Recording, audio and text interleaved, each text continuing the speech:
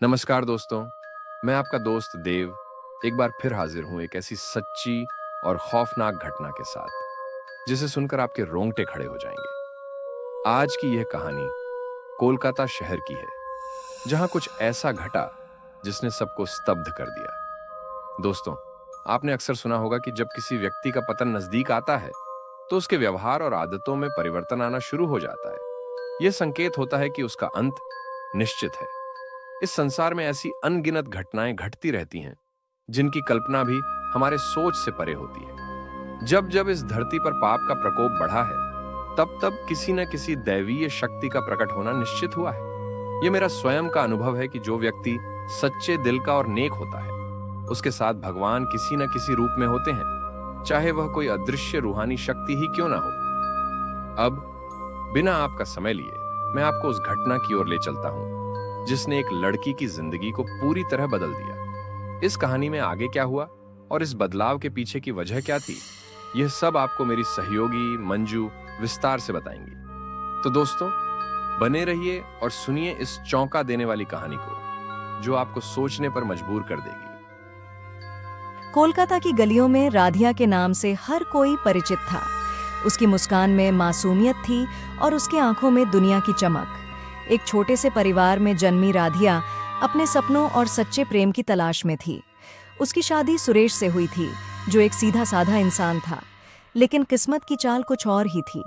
जो रिश्ता उसकी सुरक्षा और खुशियों का कारण होना चाहिए था, वही धीरे धीरे एक डरावने बुरे सपने में तब्दील हो रहा था।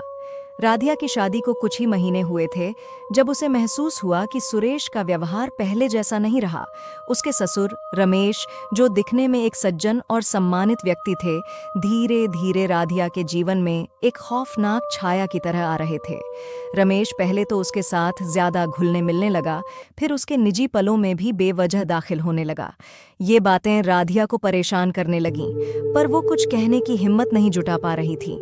रमेश की नजरें अब राधिया पर टिकने लगीं। उसकी छाया हर समय राधिया के इर्द गिर्द मंडराती रहती। वो राधिया के कपड़ों और उसकी निजी चीजों को छूने का बहाना बनाने लगा। सुरेश इन बातों से अनजान था और अपने काम में व्यस्त था। राधिया ने रमेश के अजीब व्यवहार को नजरअंदाज करने की कोशिश की, लेकिन एक रात जब पूरा घर सो रहा था, रमेश ने उसकी मर्यादा को पार करने की कोशिश की। राधिया ने किसी तरह अपने आप को बचाया, लेकिन उसके मन में डर और गुस्से का सैलाब उमड़ने लगा। उसने सुरेश को इस बारे में बताने का फैसला किया, पर उसे डर था कि वो यकीन नहीं करेगा।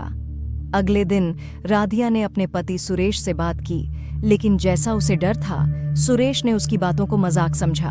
उसने कहा, पापा ऐसा कभी नहीं कर सकते, तुम ही कुछ गलत समझ रही हो। राधिया टूट गई। उसकी अपनी ही शादी अब उसके लिए एक कैद खाना बन चुकी थी। राधिया अब हर रात रमेश के अजीबोगरीब कदमों की आहट सुनने लगी। उसकी आत्मा चीखने लगी थी, लेकिन वो किसी से मदद नहीं मांग पा रही थी। एक रात जब रमेश ने अपनी हदें फिर से पार करने की कोशिश की, राधिया ने उसे जोर से धक्का देकर कमरे से बाहर कर दिया। लेकिन इस बार रमेश ने कसम खाई कि वो उसे बर्बाद कर देगा। राधिया का डर अब यकीन में बदल चुका था। राधिया अब रमेश की काली नजरों से बचने की कोशिश कर रही थी, लेकिन एक दिन रमेश ने अपने बेटे सुरेश के सामने ही राधिया को गलत तरीके से छूने की कोशिश की। यह देखकर सुरेश का दिमाग चकरा गया। वो चुपचाप खड़ा रहा, उसकी आंखों में कंफ्यूजन और गुस्सा झलकने लगा। लेकिन तभी कुछ ऐसा हुआ जो किसी ने सोचा नहीं था। राधिया की आंखों के सामने एक अद्भुत घटना घटी। एक चमकदार रोशनी ने पूरे कमरे को घेर लिया और उस रोशनी के अंदर से एक महिला की आकृति उभर कर सामने आई। वो महिला, जो दिखने में देवी जैसी प्रतीत हो रही थी, धीरे धीरे राधिया के पास आई। उसकी आवाज में एक अद्भुत शांति थी, लेकिन उसके शब्दों में शक्ति। राधिया, डर मत, मैं तुम्हारे साथ हूं, वो महिला बोली। तुमने बहुत सहा है, लेकिन अब समय आ गया है कि सच्चाई सामने आए। उस महिला की उपस्थिति ने रमेश को पत्थर की तरह जड़ बना दिया। उसकी हरकतें वहीं रुक गईं। सुरेश, जो अब तक समझ नहीं पा रहा था कि क्या हो रहा है, उस महिला की आवाज सुनकर आश्चर्यचकित रह गया। तुम्हारे पिता ने एक पवित्र रिश्ते की मर्यादा को तोड़ा है, अब उसकी सजा उसे जरूर मिलेगी। रमेश के कदम डगमगा गए। उसकी आंखों में डर साफ झलकने लगा। वो चिल्लाने की कोशिश कर रहा था, पर उसकी आवाज गले में ही अटक गई थी। उस अद्भुत महिला की उपस्थिति ने रमेश की सारी शक्तियों को खत्म कर दिया था। उसने रमेश को अपनी चेतावनी दी, जो तुमने किया है उसका अंजाम बहुत बुरा होगा। रमेश अब पूरी तरह टूट चुका था। उस पर एक अलौकिक शक्ति का दबाव था जिसे वो झेल नहीं पा रहा था। कुछ ही दिनों में वो बीमार पड़ गया। उसका शरीर कमजोर हो गया और वो मानसिक संतुलन खो बैठा। सुरेश, जिसने अब सच को समझ लिया था, अपनी पत्नी राधिया से माफी मांगते हुए उसका साथ देने का वादा किया। उसने अपने पिता को पुलिस के हवाले कर दिया और खुद भी आत्मग्लानि में डूब गया।